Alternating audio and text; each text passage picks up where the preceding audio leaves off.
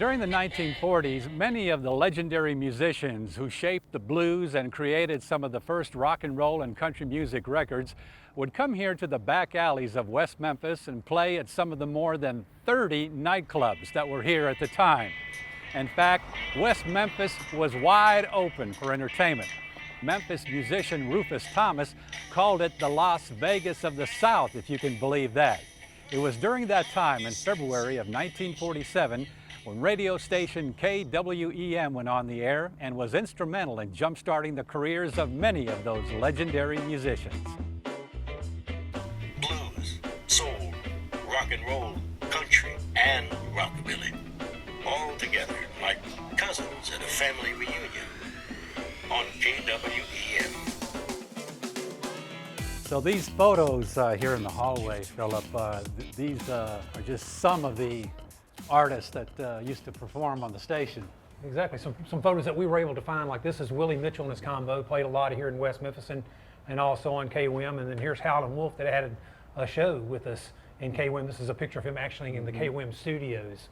It's interesting, most of this stuff started back in the early 50s, and that was the wonderful thing about KWEM Radio, is that a lot of people came in to play this area, and they were African Americans as well as white ones. You know, Johnny Cash had a 15-minute show with the Tennessee 2, sponsored by his the place he worked at was Home Equipment Company. He sold lumber during the day and then played music on the radio for us 15 minutes a day.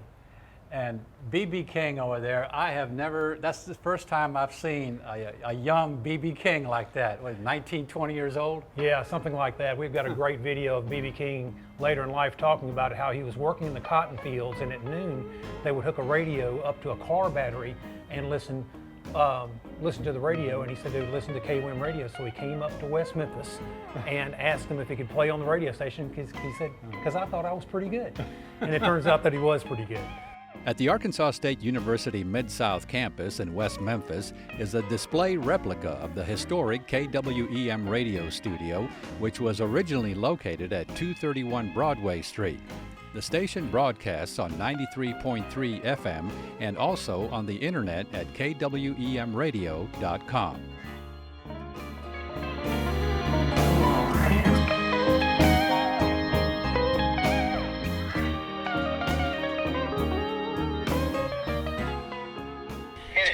KWEM, West Memphis.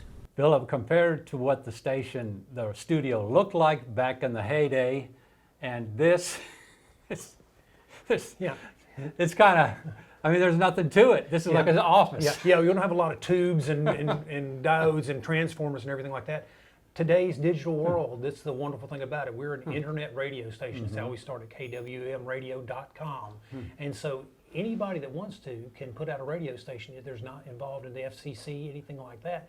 So what we did was took our concept of the KWEM radio in the 50s. It was such a great melting pot, if you will, of such great musical talent. We had B.B. King, we had Johnny Cash, we had Howling Wolf, we had Ike Turner was an engineer on the station, and a lot of the people that came into this part, because it was a pay-to-play, it came together. And it was an interesting thing to me was that this was back in the late 40s, early 50s, and it was integrated. We had black people, we had white people on the same station, which was unheard of at the time.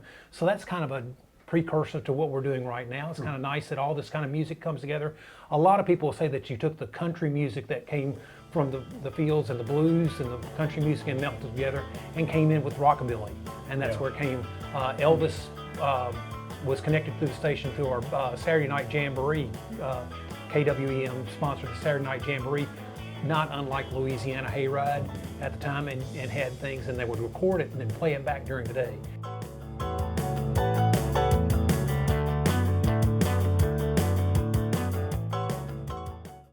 KWEMradio.com. So back when B.B. King was performing on KWEM, another place he performed that's interesting was Miss Annie's. Yeah, actually, to make a living, they would perform at night, on the weekends, be on the radio station during the day, but then they would make their money by performing at night. And B.B. King was hired to be sort of the the guy that was a hit with the ladies. And he would play the front end, the front of house at Miss Annie's Diner.